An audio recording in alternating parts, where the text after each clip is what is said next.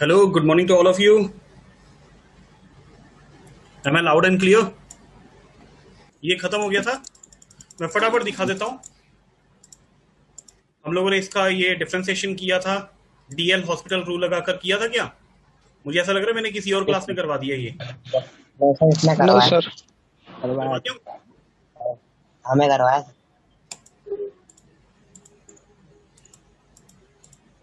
ये principal maxima की position, ठीक है। तो इंटेंसिटी और सेकेंडरी मैक्सिमा से वापस स्टार्ट कर रहा हूँ।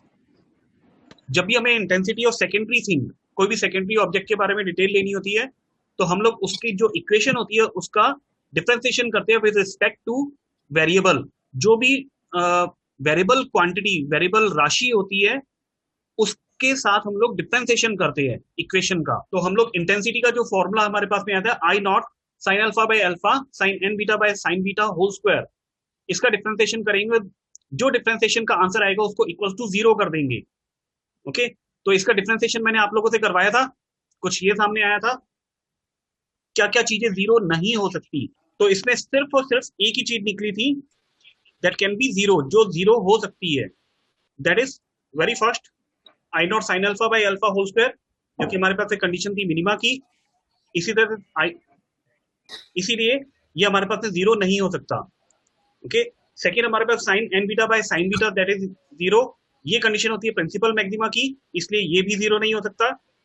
तीसरा बचा हुआ ये, that should be equal to 0, that is the condition for secondary maxima, कि ये हमारे पास 0 हो जाए तो ये पूरा एक्सप्रेशन जो आपको यहाँ पर नजर आ रहा है, ये चीज इक्वल टू 0 हो जाएगी, या हम लोग कह सकते हैं D I by D beta will be 0। तो यहां से हमारे पास में ये तैयार हो जाता है 10 N beta equals to N 10 beta. कुछ ज्यादा नहीं किया इसमें, यस, ठीक है, मैंने बस पलट के लिखा हुआ है पूरे को। तो यहां पर हमें क्या करना है, 10 एन बीटा, अगर 10 थीटा का फॉर्मूला लगाए तो उससे हम लोग एक ट्राइंगल बनाएंगे। थीटा उसमें एन बीटा इज एंगल, तो इसमें आपको बताना है 10 एन बीटा का फॉर्मूला क्या होगा। अब यहाँ पर एन 10 बीटा लिखा हुआ है, इसके डिवाइड में अगर 1 लिख दे हम लोग, परपेंडिकुलर होगा N 10 beta, perpendicular is N 10 beta, और बेस हो जाएगा हमारे पास में 1। तो हाइपोटेनियस का formula perpendicular square plus base square और उस पूरे का रूट, ये मैंने इसका हाइपोटेनियस निकाल दिया। इस ट्राइंगल में आपको यूज करना आ गया कि कैसे हमारे पास में हाइपोटेनियस आया, तो आप इससे साइन थीटा निकाल सकते हो, और थीटा की जगह पर हमारे पास में एन बीटा, तो sine N beta is perpendicular over hypotenuse P over H plus N square ten square beta. बिल्कुल, दोनों तरफ अगर हम लोग स्क्वायर कर दे तो हमारे लिए शायद थोड़ा इजी हो जाएगा। That is sine square N beta, इस पूरे का भी स्क्वायर और नीचे से रूट हट जाएगा, ओके। इसमें मैंने एक काम और किया है कि टेन थीटा का फॉर्मूला साइन बाय कॉस, उसको मैंने लगा दिया साथ साथ। अब आप लोगों को क्या करना है, न्यूमरेटर और डिनोमिनेटर में साइन स्क्वायर बीटा को कॉमन लेना है, ओके। तो जो बचा हुआ पार्ट होगा वो कुछ इस तरह से दिखेगा, ठीक है। मैंने यहाँ पर कुछ इस तरह से किया है कि साइन स्क्वायर बीटा से दोनों तरफ डिवाइड करके किया है इसको कॉमन लेने के लिए, कि यहाँ पर भी साइन स्क्वायर से डिवाइड कर दिया, यहाँ भी साइन स्क्वायर से कर दिया, और फिर इस साइन स्क्वायर को अंदर की तरफ मल्टीप्लाई कर अंदर भेज देंगे। हाँ, तो रिजल्ट हमारे पास में आएगा कुछ इस टाइप से, N square over cos square beta. इस कॉस स्क्वायर बीटा को मैंने डिवाइड में लिख दिया है। Yes sir, yes sir. तो ठीक है, साइन स्क्वायर एन बीटा और साइन स्क्वायर बीटा की वैल्यू आपके पास में हाथ में आ चुकी है। इस वैल्यू को हम लोग पुट करेंगे आने वाले रिलेशन के अंदर। वैसे तो हमारे पास में ऑलरेडी था ये मैंने फाइनली लिख कर रखा हुआ है। अच्छा, एक और चीज की है, कॉस स्क्वायर बीटा की वैल्यू यहाँ पर और रख दी मैंने, that is 1 minus sign square beta. जितना ज्यादा इजी इसको बना सकते हैं वो इजी हम लोग बना रहे हैं, और कुछ नहीं, सिंपल मैथमेटिक्स। यस सर, ये हमारे पास फाइनल रिजल्ट आ गया आई का, जहां पर sine square N beta by sine square beta था, उस जगह पर ये पूरा रिलेशन आ गया है इस चीज की, जहां पर वैल्यू थी इस जगह पर, यहां पर इसको पुट किया हुआ है। फाइन, तो I equal to I not sine alpha by alpha whole square into N square 1 plus N square minus 1 sine square beta. ये हमारे पास में आ गया है इंटेंसिटी ऑफ सेकेंडरी मैक्सिमा। अब हमारे पास में डिफ्रैक्शन गेटिंग की वजह से मिलने वाला स्पेक्ट्रम, जो कि आप लोग बोलते हो फ्रिंज का pattern, dark fringe, bright fringe, हमने अलग अलग तरीके से बात की थी, उसके बारे में फटाफट देखते हैं हमें कैसा पैटर्न मिलता है। हमेशा की तरह इंटेंसिटी और पोजीशन में हम लोग ग्राफ लेंगे, इस तरह का नजर आता था, है ना। एक प्रिंसिपल मैक्सिमा, उसके बाद में सेकेंडरी मैक्सिमा होता था, और फिर सेकेंडरी मैक्सिमा के साइज कम होते जाते थे। ये हमारे पास प्रिंसिपल मैक्सिमा, उसके बाद में दूसरा मैक्सिमा होता था, और उसके बीच में आपके पास यहाँ पर सिर्फ और सिर्फ डार्क फ्रिंज हुआ करती थी। ये तीन जो एक्स्ट्रा दिख रहे हैं ये नहीं हुआ करते थे। फिर इन दोनों के बीच में यहाँ पर भी सिर्फ और सिर्फ डार्क फ्रिंज हुआ करती थी, ये तीन नहीं होते थे। अगेन फिर एक डार्क फ्रिंज, डार्क फ्रिंज के बाद में अनदर सेकेंडरी मैक्सिमा। याद है पिछले डायग्राम? बट यहां पर डिफ्रैक्शन गेटिंग में आपके पास में इस तरह से होता है कि ये फर्स्ट ऑर्डर का प्रिंसिपल मैक्सिमा है। फर्स्ट ऑर्डर मतलब किसी भी एक कलर का हमारे पास में मैक्सिमा मिलेगा, फिर दूसरे कलर का या उसी कलर का दूसरा मैक्सिमा मिलता है।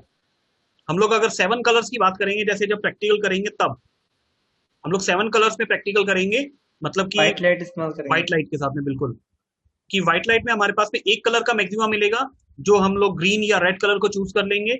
उसके बाद में दूसरे कलर का मैक्सिमा मिलेगा, और इन दोनों के बीच में बहुत सारे कलर्स और होंगे, सबके मैक्सिमा मिनिमा मैक्सिमा मिनिमा होंगे। तो यहाँ पर मैंने सिर्फ 3 शो की है, 3 ओके। तो फिर सेकेंडरी मैक्सिमा, जिसको सेकेंडरी बोल रहे हैं, ये हमारे पास में फर्स्ट ऑर्डर का मैक्सिमा होगा, जिसको मैंने कुछ central maxima, first order maxima जिसकी वैल्यू n इक्वल्स टू +1 होगी, सेकेंड ऑर्डर के मैक्सिमा n इक्वल्स टू +2 और n इक्वल्स टू -2। इसी तरह से कंटिन्यूअसली चलते रहते हैं, और इन सबका रिजल्टेंट जब ग्राफ बनाते हैं तो आपको ये नजर आएगा।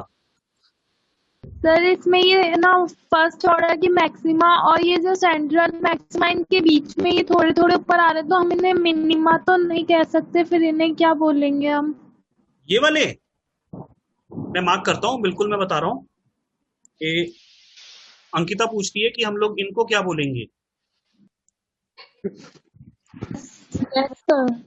मैं और जूम करके बता देता हूं बाकी सबको भी। अंकिता का क्वेश्चन है, हम लोगों के पास में देखो ये सेंट्रल मैक्सिमा था और फिर एक फर्स्ट ऑर्डर मैक्सिमा था, और इनके बीच में हमारे पास में ये मैक्सिमास और बन रहे हैं, तो हम लोग इनको क्या बोलेंगे? ऑब्वियसली ये हमारे पास में सेकेंडरी मैक्सिमास है, ठीक है। इस बार मैंने ये वाला जो मैक्सिमा बना था प्रिंसिपल के दूसरी तरफ, इंटेंसिटी जो ज्यादा बन रही थी, उसको मैंने सेकेंडरी मैक्सिमा नहीं बोला है, ये फर्स्ट ऑर्डर का प्रिंसिपल मैक्सिमा है।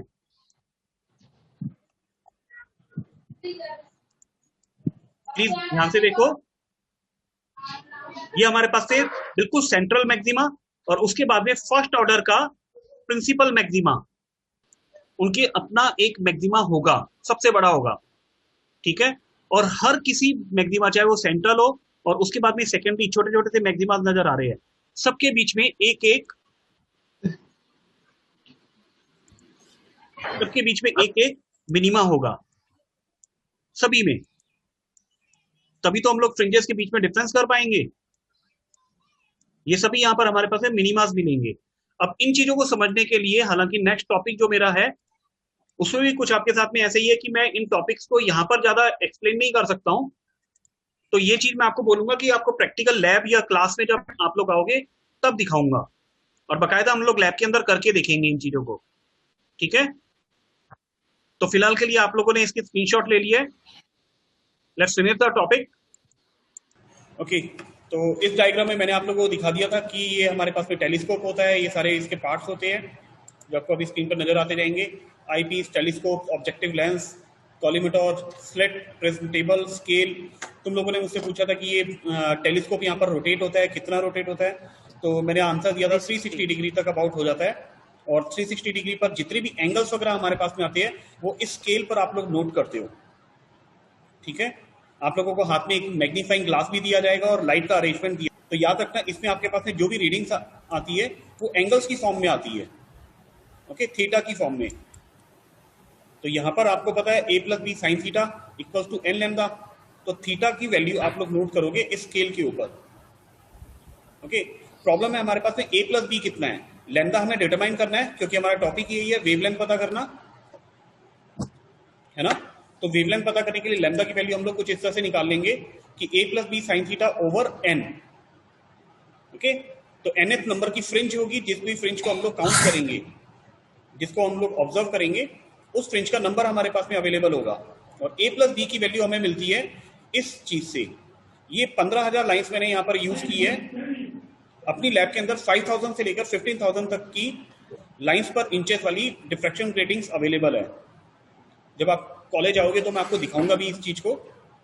ओके, और आप लोगों ने डिफ्रैक्शन ग्रेटिंग को कहीं ना कहीं देखा हुआ है लाइफ में, वो भी आपको बताऊंगा उसी वक्त। तो a प्लस बी की वैल्यू कुछ इस तरह से निकलेगी 2.54 divided by 15,000 that is equal to 1.69 into 10⁻⁶ number of metre, क्योंकि a प्लस बी हमारे पास में डिस्टेंस है, इसलिए यहां पर इसकी यूनिट मीटर काम में ली है। ओके, ये वैल्यू पुट कर देंगे हम लोग यहां पर, तो लैम्डा की वैल्यू बन जाएगी हमारे पास दिस नंबर ऑफ फ्रिंज, और थीटा की वैल्यू पुट करो, आपके पास में डिफ्रैक्शन ग्रेटिंग का ये जो एक्सपेरिमेंट है इससे वेवलेंथ डिटरमाइन हो जाएगी। इतना सा इसका आपके पास में एक्सपेरिमेंट भी होगा और इतना ही डेरिवेशन है। इसके बाद में हमारा लास्ट टॉपिक है इस यूनिट का, इसके बाद में हमारा ये फर्स्ट यूनिट खत्म हो जाती है, दैट इज रिजॉल्विंग पावर। इसकी डेफिनेशन आपकी स्क्रीन पर अभी आ गई है।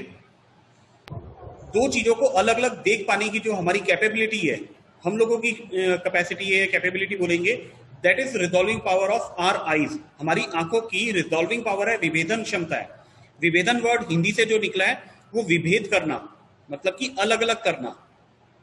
ओके, वैसे ही अगर आपके सामने मान लो जैसे अभी आप जिस रूम में भी बैठे हुए हो, सामने की दीवार पर अगर कोई दो डॉट्स बने हो, दीवार आपके सामने है, उसके ऊपर अगर पेन से या मार्कर से किसी ने दो डॉट बना दिए एक दूसरे के बहुत ज्यादा क्लोज, बहुत ज्यादा पास पास, उनके बीच में फर्क है, डिफरेंस है, कुछ ना कुछ डिस्टेंस भी है उनके बीच में, लेकिन जैसे जैसे आप दूर होते जाओगे उस दीवार से, एक टाइम ऐसा आएगा जब आप उन दोनों डॉट्स को अलग अलग नहीं देख पाओगे, आपको पूरा पूरा एक ही डॉट नजर आएगा।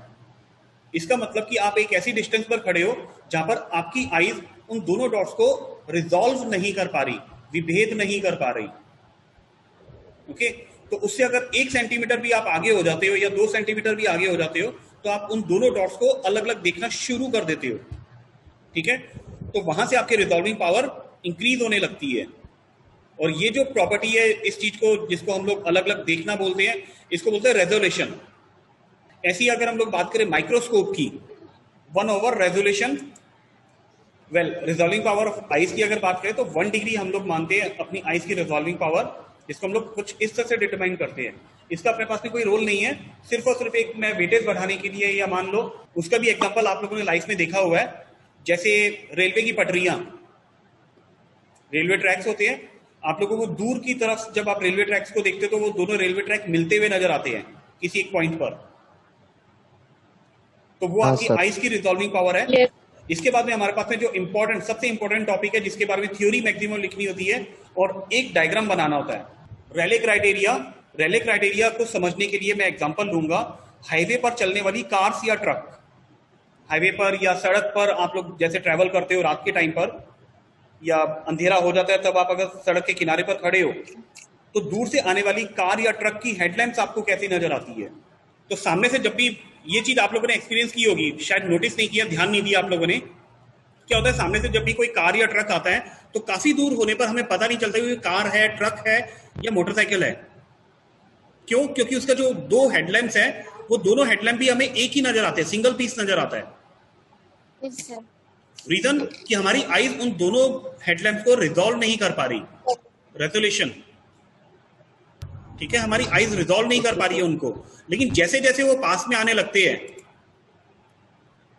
यानी वो जो व्हीकल है, 4 व्हीलर है, वो जैसे जैसे हमारे पास में आता है हमें वो रिजॉल्व होना स्टार्ट हो जाता है। मतलब हमें लगता है कि ये मोटरसाइकिल नहीं है, ये कोई कार या ट्रक है, क्योंकि उसके हेडलैम्प जस्ट अलग अलग होते हुए नजर आ रहे हैं। लेकिन जैसे ही और ज्यादा नजदीक आता है वो दोनों हेडलैम्प बिल्कुल अलग अलग हो जाते हैं, कुछ इस टाइप से। अगर दो हमारे पास में लाइट सोर्स है, दो लाइट सोर्स जिनसे निकलने वाली लाइट रेज के मैक्सिमास Here it is. ये पहले लाइट सोर्स का मैक्सिमा और ये दूसरे लाइट सोर्स का मैक्सिमा, उनकी जो लाइट निकल रही है मैक्सिमा मिनिमा तो जानते हो ना आप।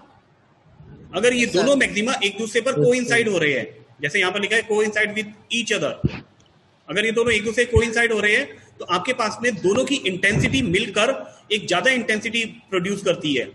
सुपरपोजिशन थ्योरम याद है, पहला टॉपिक था हमारा अध्यारोपण का सिद्धांत। तो उसकी वजह से जो इंटेंसिटी मिलती है वो बहुत ज्यादा मिलने लगती है।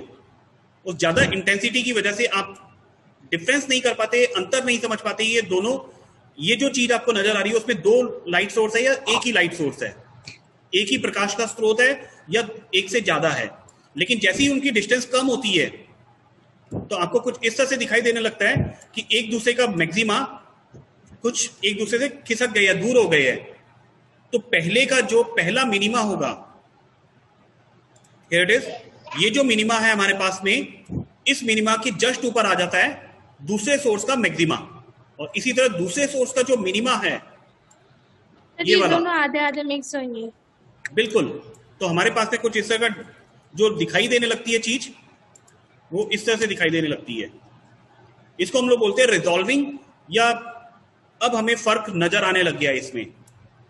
यानी जैसे आपको इस तरह की लाइट सोर्स नजर आने लगे, बिल्कुल सेंटर वाला देख रहे हो, ये थोड़ा सा हमारे पास में एलिप्टिकल से थोड़ा बिगड़ा हुआ है। ये एलिप्टिकल सोर्स था यहाँ पर, और जब ये दोनों सोर्स बिल्कुल अलग हो जाते हैं कुछ इस टाइप से, देखो यहाँ पर कि एक का मैक्सिमा दूसरे के मैक्सिमा से बहुत दूर चला गया है, तो आपको ये दोनों सोर्स बिल्कुल अलग अलग नजर आएंगे।